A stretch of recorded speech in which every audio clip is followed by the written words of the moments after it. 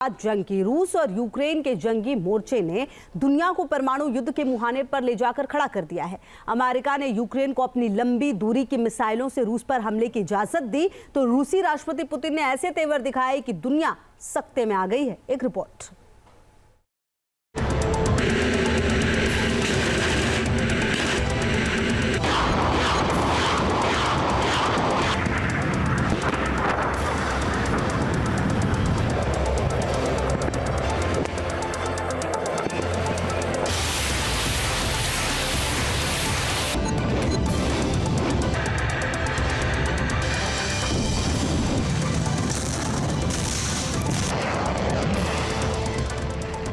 रूस की 1700 मिसाइलें हमले के लिए तैयार।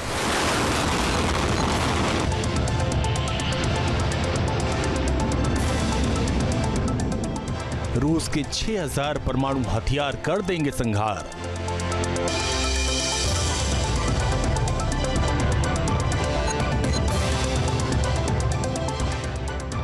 पुतिन की 15 लाख की सेना मचाएगी हाहाकार।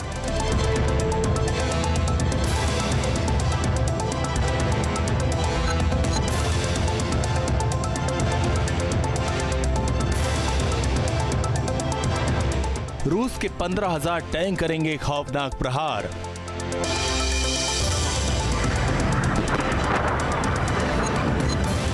समंदर से रूस की सेना करेगी सबसे भीषण वार।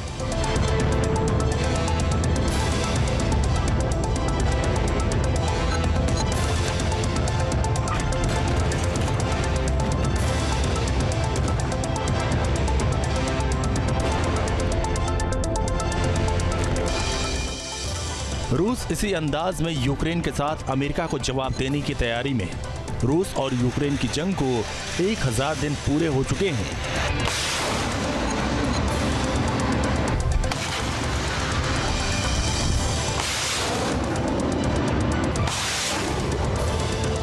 और अब इस युद्ध में परमाणु हथियारों के इस्तेमाल का खतरा मंडरा रहा है, जो तीसरे विश्व युद्ध को हवा दे सकता। दो महाशक्तियों के बीच बना जंगी सीन।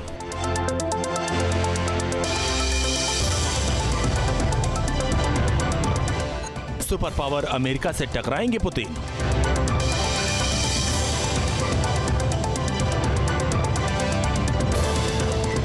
परमाणु हथियारों के इस्तेमाल की आशंका पैदा होने के पीछे कई कारण। अमेरिकी राष्ट्रपति जो बाइडेन ने यूक्रेन को अमेरिकी हथियारों से रूस के अंदर हमला करने की अनुमति दे दी। इसके जवाब में रूसी राष्ट्रपति व्लादिमीर पुतिन ने भी अपनी परमाणु नीति में बदलाव किया।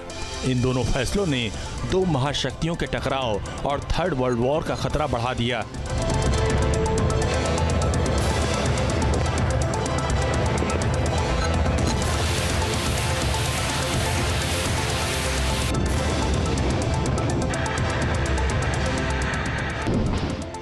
अमेरिका से यूक्रेन को लंबी दूरी की मिसाइलों से रूस के अंदर तक हमला करने की इजाजत मिलते ही ज़ेलेंस्की ने इस पर अमल भी कर दिया।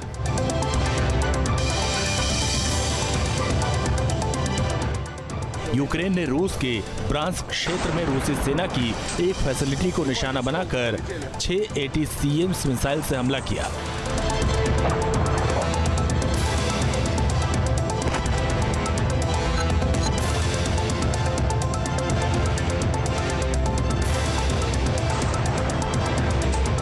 यूक्रेन के इस मिसाइल हमले के बाद रूसी सैन्य ठिकाने धमाकों की आवाज से थर्राते नजर आए।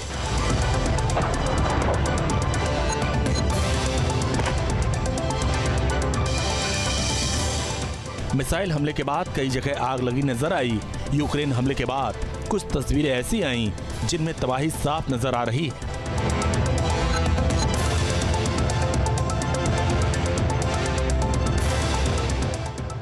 यूक्रेन की ओर से रूस पर 6 ATACMS मिसाइल हमले के बाद रूस भड़क गया। रूस ने कहा है कि इस हमले का बेहद करारा जवाब मिलेगा। If long-range missiles are going to be applied from Ukraine into Russian territory, it will also mean that they are operated by American experts, military experts. And we will be taking this as a qualitatively new phase of the Western war against Russia, and we'll react accordingly.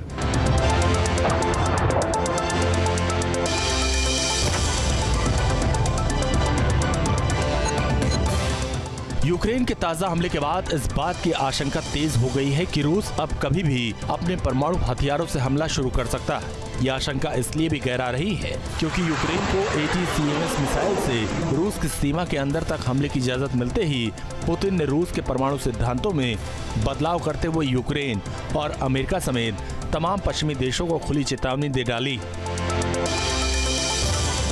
इस तरीके से यदि महाशक्तियां अपने nuclear threshold को जो कम करने की तरफ अगर बढ़ती हैं तो जाहिर है कि इससे पूरे विश्व में एक भयावह स्थिति बन सकती है।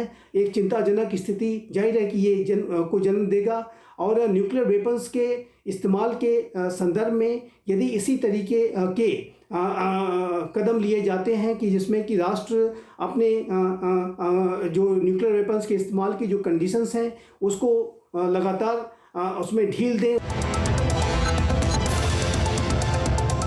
मॉस्को किन हालात में परमाणु हथियारों का इस्तेमाल कर सकता है ये समझना भी जरूरी है। व्लादिमीर पुतिन ने कहा है अगर कोई गैर परमाणु ताकत किसी न्यूक्लियर पावर वाले देश की मदद से रूस पर हमला करता है तो इसे रूस के खिलाफ जंग का ऐलान समझा जाएगा।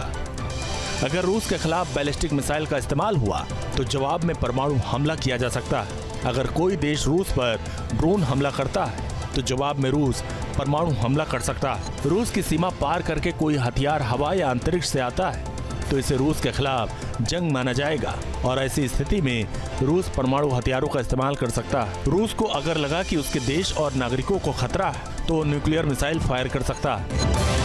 सूत्रों के मुताबिक यूक्रेन आने वाले दिनों में रूस पर लंबी दूरी के हमले करने की योजना बना रहा है जिसके लिए वो अमेरिका के ATACMS मिसाइल का इस्तेमाल कर सकता है। इसी खतरे के मद्देनजर पुतिन ने न्यूक्लियर डॉक्ट्रिन में बदलाव किया। इसके चलते इस जंगी मोर्चे पर परमाणु हमले का अलार्म बजने लगा। यदि रशिया ने किसी तरीके का न्यूक्लियर वेपन्स इस्तेमाल किया तो जाहिर है कि अमेरिका और नेटो के पास भी न्यूक्लियर वेपन्स हैं और वो रशिया के विरुद्ध न्यूक्लियर वेपन्स के माध्यम से रिस्पॉन्ड करेंगे और ऐसे में एक म्यूचुअली एश्योर्ड डिस्ट्रक्शन जिसे कि मैट की सिचुएशन कहते हैं वो पैदा हो जाएगी। रशिया इस बात को जानता है कि न्यूक्लियर वेपन्स के इस्तेमाल का क्या मतलब होता है। रूस और यूक्रेन के बीच जंग द्वितीय विश्व युद्ध के बाद से यूरोप में शुरू हुई सबसे घातक जंग है। इस युद्ध की शुरुआत से अब तक 10 लाख से ज्यादा लोग मारे गए हैं या गंभीर रूप से जख्मी हुए हैं।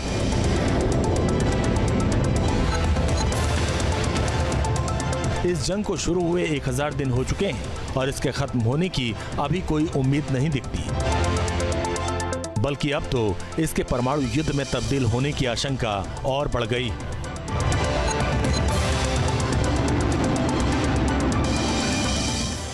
Team news nation.